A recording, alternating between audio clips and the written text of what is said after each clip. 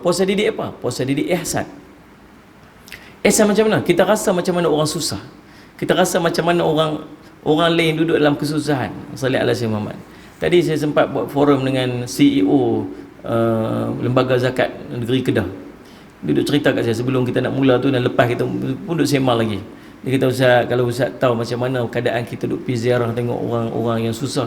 Dia kata, subhanallah Ustaz, bukan kita tak mau cerita Ustaz, bukan kita tak mau cerita, boleh saja kita nak cerita, kita pergi hantar, kita hantar orang ni. Tapi Ustaz, subhanallah, sebenarnya lebih banyak keaibannya kalau kita cerita.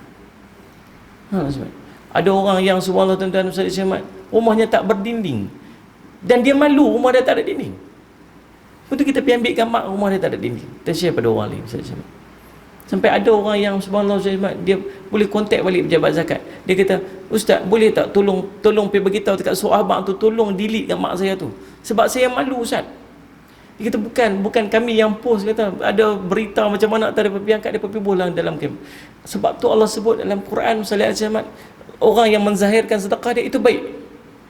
Tapi orang yang menyembunyikan sedekahnya kepada fakir miskin, Allah sebut tentang fakir miskin, itu lebih baik untuk dia.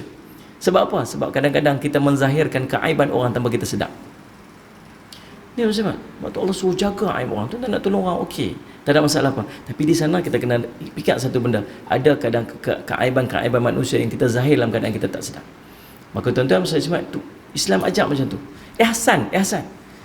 Bayangkan, bukan semua orang nak, mana ada orang nak miskin tuan-tuan?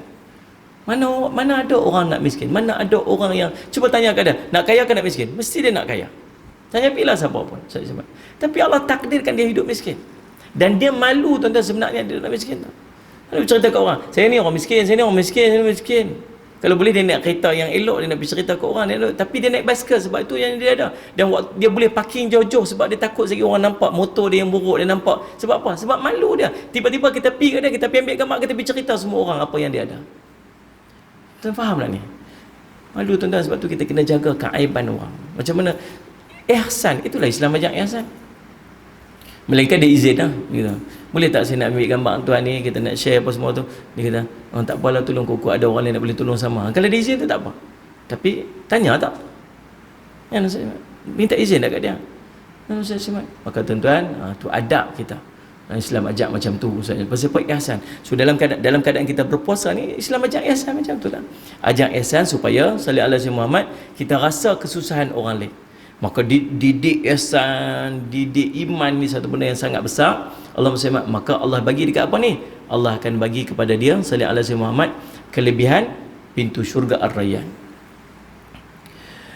Dura tanya, Ustaz, betul ke paling ramai penghuni syurga antaranya ialah di kalangan orang miskin? Pasal apa ramai ahli syurga orang miskin?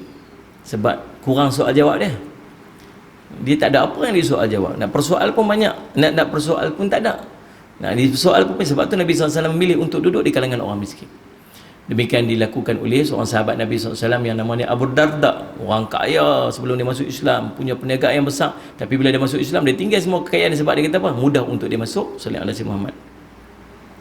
Allahumma salli ala sayyidina Muhammad. Assalamualaikum Ustaz. Jadi saya nak tanya, betul tersalah tindakan Ustaz Ibit papar kemiskinan seorang tu? Sallallahu alaihi Wasallam. Bukan tu pada niat dia. Ada orang yang subhanallah dia melakukan perkara tu dengan dia menzahirkan perbuatan-perbuatan dia itu supaya perbuatan dia itu ditiru oleh orang lain. Sallallahu alaihi wasallam. Dan mesti ada orang akan tiru. Buat pertolongan, ramai pula orang yang pekat-pekat menolong selepas tengok apa yang Ustaz Ibit buat. Dia mau puasa tu benda yang baik. Bukan semua orang mampu buat tu. Tapi hati dia Ustaz, hati dia bukan urusan kita. Hati dia tu urusan dia dengan Allah. Dan mudah-mudahan dia ikhlas. Sallallahu alaihi wasallam. Dan mudah-mudahan semua yang mengikut juga ikhlas. Tuan-tuan sekalian Ustaz Syahmat, maka tuan-tuan pasti ada kebaikannya. Cuma saya cerita saya, kalau kita Sallallahu Syahmat, bila kita nak, mungkin Ustaz Ibit pun dia minta izin dulu daripada orang tu untuk dia sampaikan sebagainya kan, kita tak tahu yang tu.